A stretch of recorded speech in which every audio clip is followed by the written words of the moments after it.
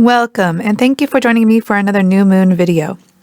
I won't lie, folks, this new moon solar eclipse is a doozy. This is a disharmonious chart. There are 7 oppositions and 3 squares. First off, this new moon is at 21 degrees of Libra. This breaks down to 3, the number for growth. We still have 4 planets retrograde: Saturn, Neptune, Uranus, and Jupiter. Pluto has now turned direct, and so, out of the outer planets, has the most strength. We are still stuck in the Neptune sextile to Uranus, while Pluto trines Uranus. These are the most positive aspects in the chart this month. Those outer planets are really working on disrupting the collective conscious media narrative. Expect a lot of surprises during this moon cycle. Uranus is the strongest factor in this chart. The Sun, Moon, Mercury, and South Node are forming a septum in Libra, but those are their only harmonious aspects. Clearly, this focus on the path is actually regressive. They are being opposed by the North Node, Eris, and Chiron. This focus on justice is not going to bring healing. Venus and Lilith are conjunct in Scorpio. Venus is sextiling Mars and opposing Saturn in Pisces. This is strong goddess energy, but they are being restricted by Saturn and being in Mars' sign. Mars in Virgo is in a trine with Saturn and Pisces. Our willpower is thriving now that the groupthink is being limited. This is strong divine masculine energy. For the indigenous moon, we have the hunter's moon. Here's where we pause from our toil for a moment of repose. The fall equinox is a sign that grandfather sun's powers are waning as grandmother moon's powers grow. We stare up at the starry nights, meditating on where we have been and where we are going. For the Hebrew letter, this moon cycle, we have Lamed. This is the tallest of the Hebrew letters, and it starts the word for teaching and learning. However, it also starts the word for gossip or slander. According to Lotterhand, this is the ox goad.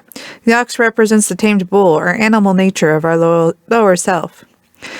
Tarot card is Justice. The number for this card is 11, which is commonly associated with the awakening in the modern world and unity.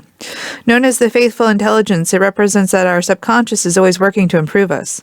Our laws are supposed to help improve society. She holds the sword, Saturn. Saturn represents resistance, and Lotterhand emphasizes that our reality is created by the tension, the resistance between the divine masculine and feminine. They compose the 2 pillars on the tree of life.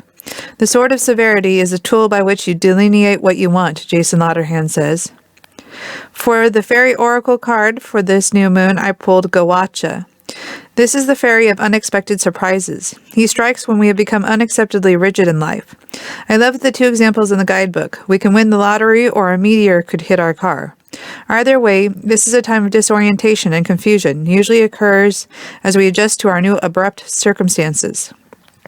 Overwhelmingly, to me, looking at the chart and symbols of this new moon, the message is to expect Uranian surprises.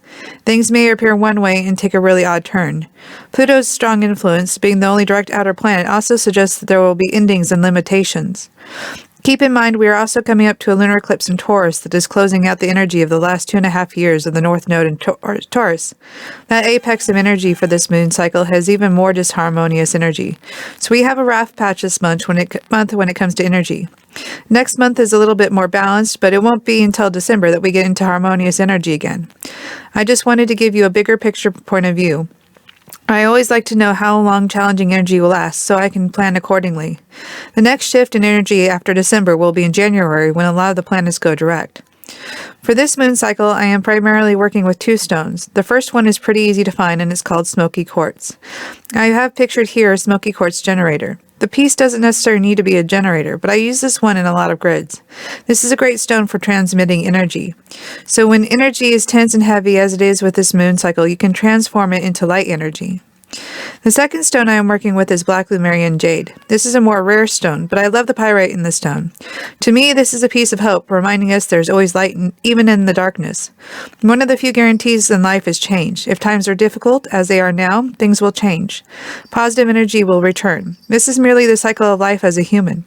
We have rough patches which make life really interesting, and we have sweet moments that make life so meaningful. Without the contrast, much like this dark stone with its contrast of pyrite, we wouldn't appreciate the sweet moments as much. The contrast teaches us what we prefer, and in so doing we learn more about ourselves, which is the major purpose of the human experience. Well, that is all I have for you in this video. This is a tough series of weeks. I can't help but think of our October Medicine Wheel reading. Our frame of mind in that reading was the subconscious, and the advice was to pay attention to the small details so they didn't turn into huge dragons. Well, we have a few dragons in the world at the moment, But it's important to remember the outcome of this month is empowerment. So these challenges will make us stronger. Bye for now.